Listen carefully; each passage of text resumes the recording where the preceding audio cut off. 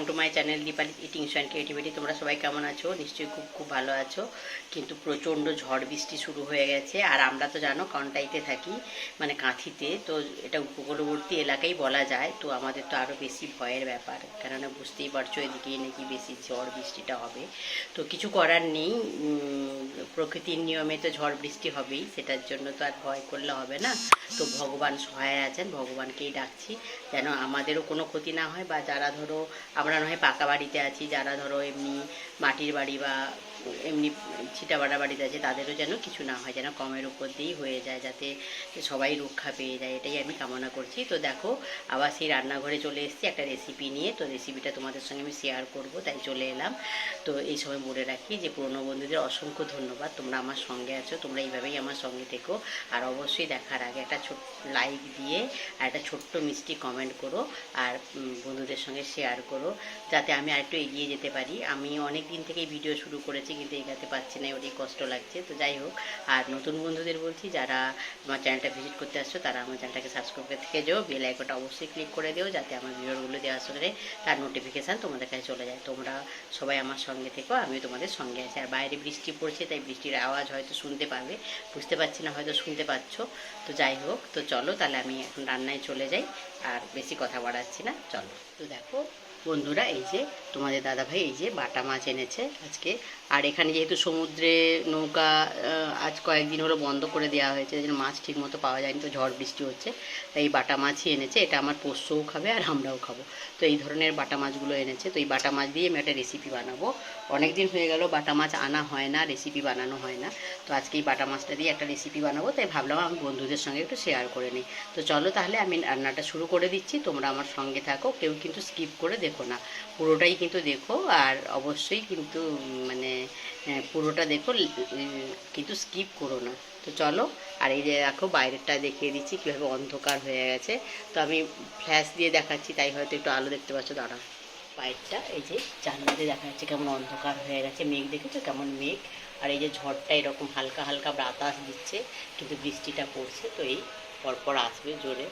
তো সে তখন তো আর কিছু করার নেই। এই দেখো ঝড়টা হালকা হচ্ছে, কিন্তু বৃষ্টি হচ্ছে, আর মেঘগুলো একদম অন্ধকার হয়ে গেছে। চলো এবার রান্নায় চলে যাই। তো দেখো আমি কড়াই বসিয়ে দিয়েছি। তো কড়াইটা কিন্তু আমি আগেও রান্না করেছি। তো শাক ভেজেছি, কলমি শাক ভেজেছি, আর তেলাকুচা শাকের চচ্চড়ি করেছি, তাই কড়াইটা এরকম দেখছো। তো ঠিক আছে, চলো এবার এই মাছগুলোকে ভেজে নিই, তারপরে আমি মূল রান্নায় যাচ্ছি। তো আমি তেল দিয়ে দিলাম, এবার মাছগুলোকে আমি একে একে ভেজে তুলব।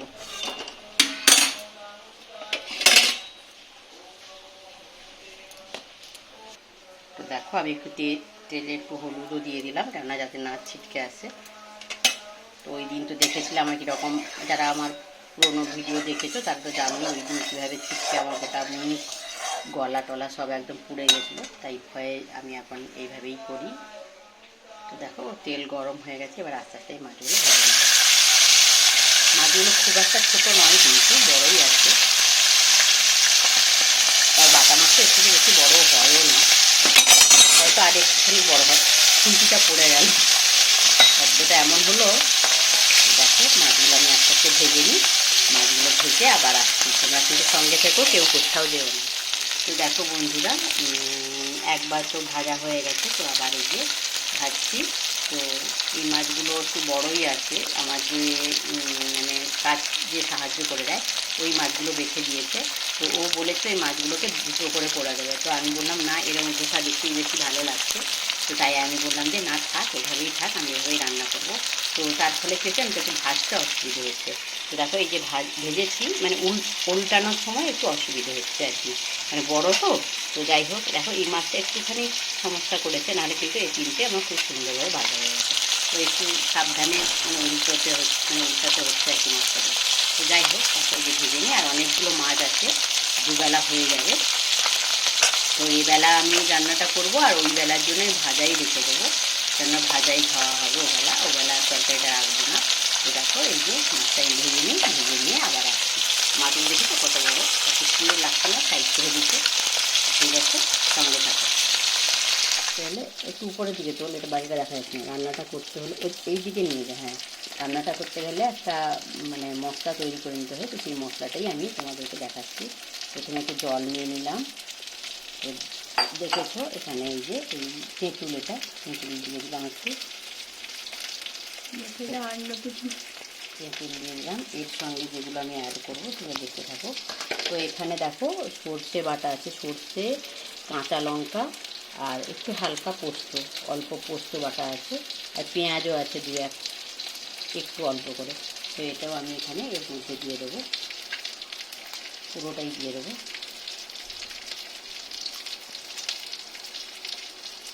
এটা পরে দিয়ে দেবো আমি।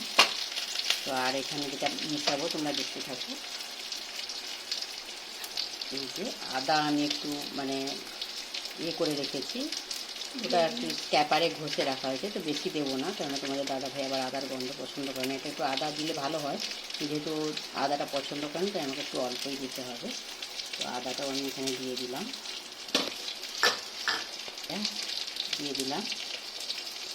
তো আর যেন কি, তো দেখো এরপরে আমি এখানে দিয়ে দেবো যেটা, সেটা হচ্ছে হলুদ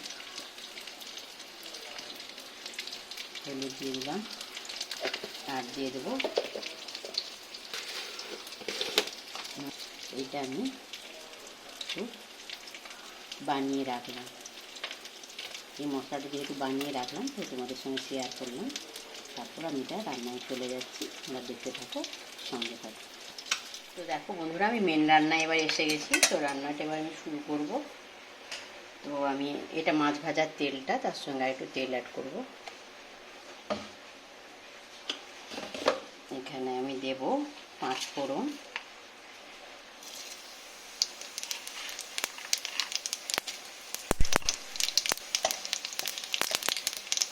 ফোড়নটা ভাজা হোক। তো এখানে দেখো আমি কয়েকটা লঙ্কা চিড়ে নিয়েছি, কিছুটা পেঁয়াজ কুচি নিয়েছি, আর কয়েক কোয়া রসুন নিয়েছি। তো এটা আমি এর সঙ্গে দিয়ে দেবো এখন।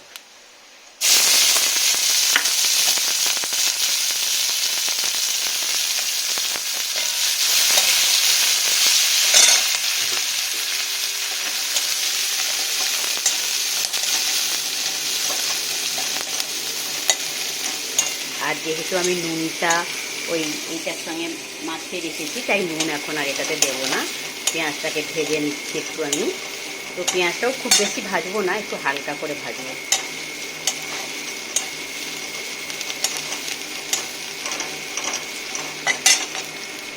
তো দেখো আমার পেঁয়াজটা ভাজা হয়ে গেছে। এবারে আমি কী করবো বলো তো, ওই যে এটা বলেছিলাম না, এটা ধুয়ে পুরো জলটাই দিয়ে দেবো। তো তার আগে আমি কিন্তু এই জলটা দেবো, মশলা মাখানোর বাড়িতে জলটা, তেঁতুলের কোয়াগুলো তুলে ফেলে দেবো। এগুলো তুলে ফেলে দিলাম, এর সঙ্গে একটু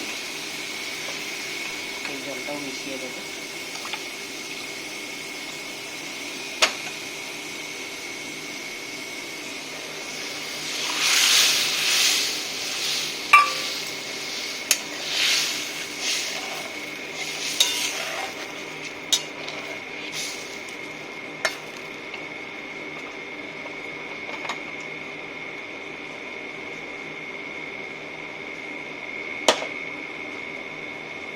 এটা ফুটে উঠুক, তারপরে আমি মাছগুলো অ্যাড করবো। তো আর একটু জল আছে, এই জলটা আমি দিয়ে দিলাম, ধুয়ে জলটা দিয়ে দিলাম।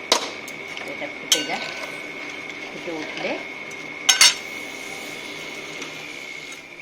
উঠলে আমি মাছগুলো অ্যাড করবো। তোমরা সঙ্গে থাকো, কেউ কোথাও যেও না। এটা ফুটে উঠেছে। তো যেহেতু আমি এখানে একটু তেঁতুল অ্যাড করেছি, তাই আমাকে একটু চিনি এখানে অ্যাড করতে হবে ব্যালেন্সটা রাখার জন্য।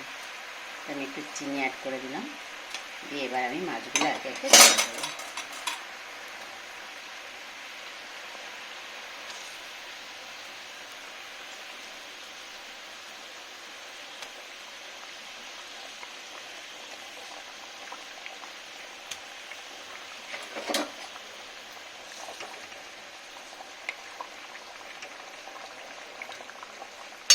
মাছগুলো ছেড়ে দিলাম।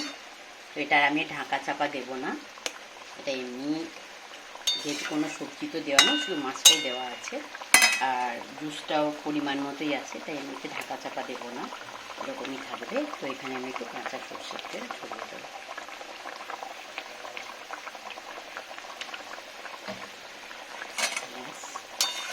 আর একটু মানে মাছটা একটু নরম হয়ে গেলেই কিন্তু আমার রান্নাটা কমপ্লিট হয়ে যাবে।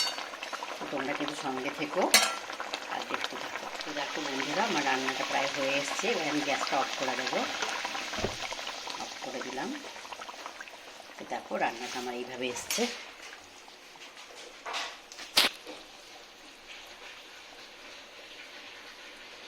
মোবাইলটা একটু আবছা দেখাচ্ছে, কিন্তু ভাতটা এইভাবেই এসছে। তো ঠিক আছে, আমি এটাকে একটা বাটিতে ঢেলে নিয়ে তোমাদেরকে ফাইনাল লুকটা দেখিয়ে দিচ্ছি। দেখো মাছের রেসিপিটা এইভাবে এসছে। আমি এটা চেখে দেখেছিলাম, একটু নুন দরকার ছিল, নুন অ্যাড করে দিয়েছি, খেতে কিন্তু খুবই ভালো হয়েছে। দেখো এই যে, তো আমি এটা একটা পাত্রে ঢেলে তারপর তোমাদেরকে আবার দেখো বন্ধুরা, এই যে একটা বাটিতে আমি ঢেলে নিয়েছি। তরকারিটা এইভাবে এসছে, ধোঁয়াটা উঠছে তাই একটু কালারটা বোঝা যাচ্ছে না। দেখো এই হচ্ছে ফাইনাল লুক। তো বন্ধুরা, ভিডিওটা আমি এখানেই শেষ করছি। রেসিপিটা তো তোমাদের দেখিয়েই দিলাম।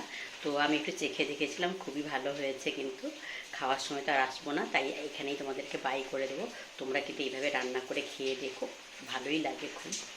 আর অবশ্যই কিন্তু একটা লাইক আর কমেন্ট করো, আর বন্ধুদের সঙ্গে শেয়ার করো। সবাই খুব খুব ভালো থেকো, সুস্থ থেকো, সাবধানে থেকো, আর এই ঝড় বৃষ্টি যেন কারোর কোনো ক্ষতি না করতে পারে, এই কামনা করেই ভিডিওটা শেষ করছি। Good afternoon, by.